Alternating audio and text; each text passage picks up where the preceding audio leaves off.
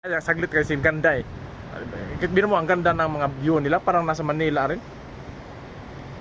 Yung Parañaque City, hindi man yan ganyan, is Imuwa lang. Pero ngayon, ang ganda ng mga building eh. Pumunta sa Eastwood.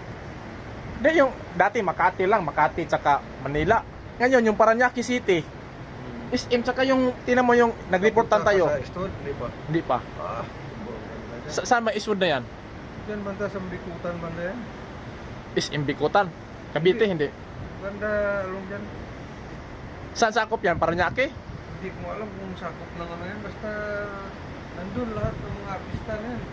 May mga ano yan sila doon. Ang alam ko artista boss, yung BGC ba? BGC, yung Sa business lang nila ko lang punta doon. Yung mga... yung Bonifacio Global, parang BGC ba doon sa Makati? Kanal, ano ba yan? Doon ngayon sa Makati, yung BGC ba, yung Bonifacio Global Condominium. Saan? Basta Eastwood, nakapunta kami dyan. Yung Eastwood, address yan. Kami sa may ano dyan, building, may swimming pool. Oh, yung Eastwood na boss, kuan yan, yung tawag nito. Address lang yan. Ha? Eastwood as address. Ano yan dyan, lugar eh? Kaya nga, address nga, lugar.